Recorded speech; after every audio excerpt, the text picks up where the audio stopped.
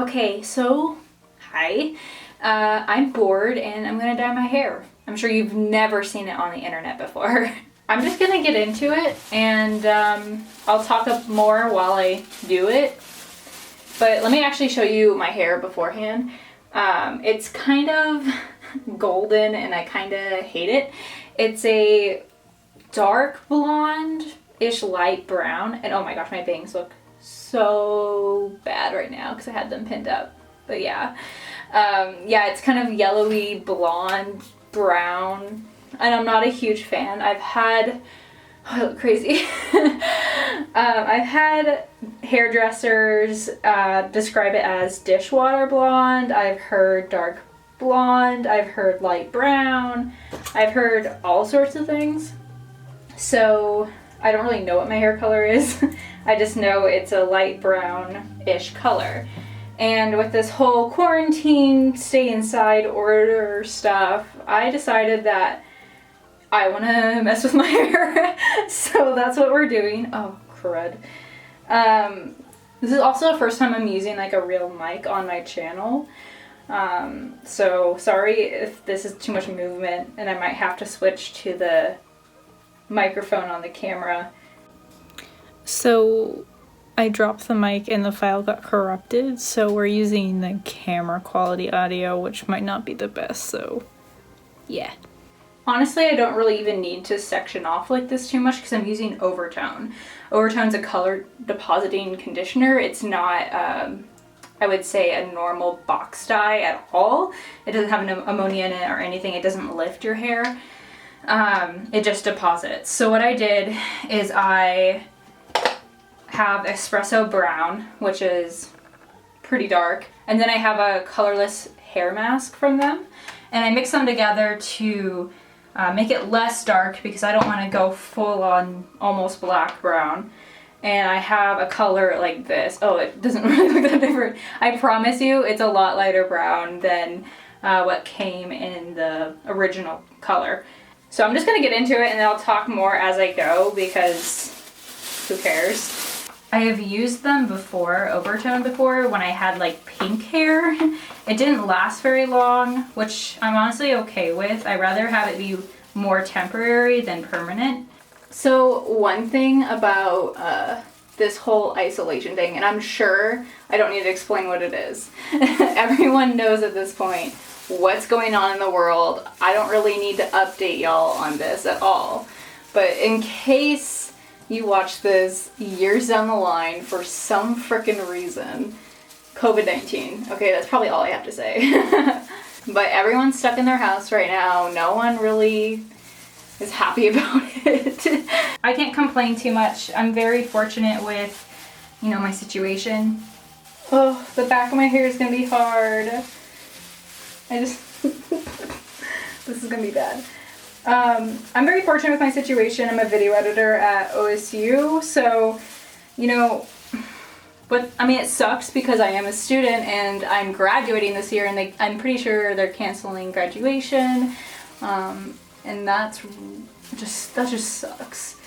But I can work from home. A lot of people lost their jobs because of all this, so I'm very fortunate because of that reason alone. I can still make rent. I can still have some kind of income.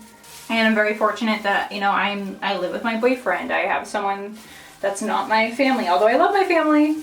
I love them. But I can imagine some people are in kind of toxic situations with their family. And it's hard to, live with them all the time without going to work or school and having that escape. So I'm very fortunate. My boyfriend's very fortunate. He also has a job that he can work from home. Well, he's not working over spring break, but he works as a TA. And he's very fortunate as well to be able to work online over Zoom and everything with the students. So we're lucky, and I hate complaining about it because I know there's people who are still worse off. But it sucks. What's going on sucks. Just making sure everything in the back of my head is super coated. I don't want to leave a lot out, although you're probably not going to see it very much. But we've been pretty bored at home, and luckily we can tolerate each other and You know, I feel like some people are having a test of their relationships right now because of this, but we tolerate each other, we're doing fine. I actually kind of love spending this much time with him, and I'm glad I live with him because otherwise I'd be going crazy right now. I'm sure whoever's watching this, you're tired of hearing about it as much as I am, but it's just what's going on and what everyone's talking about right now. So, thus, I'm dyeing my hair. This is what boredom has led me to. Although, I've been wanting to kind of dye it for a little while now.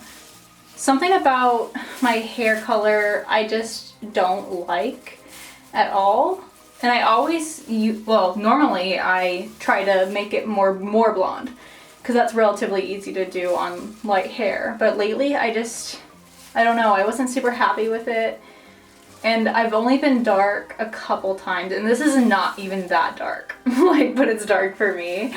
I've only gone dark, I think 2 times in my life. Once was in 5th grade, and I hated it. I hated it so much because it was red. It had a huge tint of red to it, and oh my gosh, I hated it. And it had a really bad cut with it as well. So I didn't like that at all. The second time I went dark was because I had to, because I messed up my hair so much. I had bleached blonde hair, and I didn't know anything about hair dye, and neither does my family. We always get our hair done at the salon, and I had bleached white hair, basically. And I decided I wanted to go more natural. Well, I didn't get dye on my mic, did I? I decided I want to go more natural to a light brownish color instead of bleached. And so I had box dye, and of course at the time I didn't realize how bad box dye was for your hair and all the things you shouldn't do. And I basically did everything I shouldn't have done, and I just applied it straight to my hair, and then my hair came out gray purple. It was the most bizarre thing, and I'm sure there's a good reason that hairstylists know on why it did that. But it was gray purple instead of brown, and then I freaked out. And then we had to go get it professionally done, and they had to do it dark just to cover it up. And so I haven't had very great experiences going dark. Hopefully this isn't bad, but I feel like with bangs, it's hard to have my hair color because it kind of just blends in with your skin a little bit. And I don't know, it's just not what I don't like it. And I thought I might as well do this while I have short hair. And yeah, I know people are probably cringing at my application here. I'm sorry. I don't think I needed to say it, but I'm not a professional. This is color conditioner, so I could just be doing this without this brush, but I decided to do it with. Tomorrow of the day I'm filming this, I don't know when I'll actually post this, is my birthday. And it kind of sucks having a quarantine birthday. What do I do? Me and Shane are gonna hang out and play some games and do some drinking games by ourselves and whatever, but yeah, it kind of sucks. I originally planned to go to the beach to see my family, but that's off now. I just wanted to do a video of me just dyeing my hair. So here we are. I know this is probably the least professional video I've ever posted. Just me in a crappy shirt horribly applying dye to my hair, but why not? I don't do beauty videos because I don't know how to do my makeup, and I don't want people online yelling at me about how I'm doing everything wrong. So I've also convinced Shane to play Skyrim for the first time ever. And so I just play Animal Crossing while he plays Skyrim. So after I get a basic layer on, I'm going to go in with the leftovers and soak it in. I started a podcast. I was actually in a podcast class at my university, and I made a podcast for that class. It's a true crime podcast because I love true crime, and it's victim-centered, meaning that I try to tell it from the point of view of the victim as much as possible, and I don't go into the details of the actual killer. Instead, I go into the details of the victims' lives. So if you're not into true crime that much, you might not know this, but everywhere you read, watch, or listen to true crime, it's the same thing of, here's the life of the serial killer, here's what their childhood was like, here's all their relatives, here's every detail you could possibly imagine, and then here's what he did to these people and how they died. You never really hear that much about the victims' lives, what they did for a living, what they did for fun, who their family was, what their lives were like outside of this horrible event. And what happens is all they're known for is being a victim of a serial killer. I think it's fascinating to learn about serial killers and their history and what they went through in life to make such a horrible human. When I made my podcast, I wanted to just have a different kind of view on it. So I try as much as possible, it's hard, to focus primarily on the actual victim and their lives. It's hard because there's not a lot of information about it, and I can only report as much as I have information on it. And when everyone's reporting the serial killer's life over the life of the victim, there's not much to say, so it can be kind of hard to find all that information. So it's not as much as I want it to be, but it's the best I can do.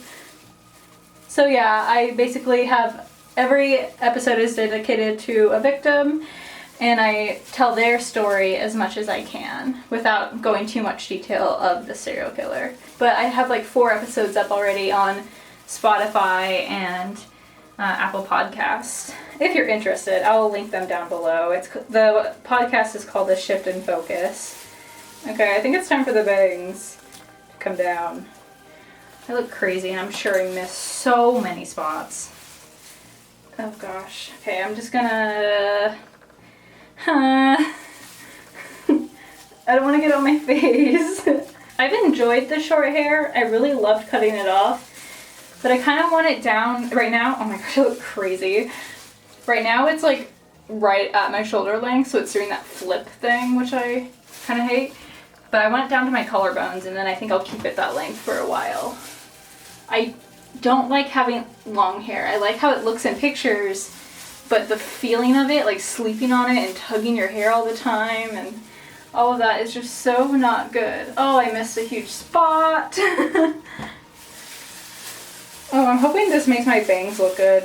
That's the real reason why I'm doing this.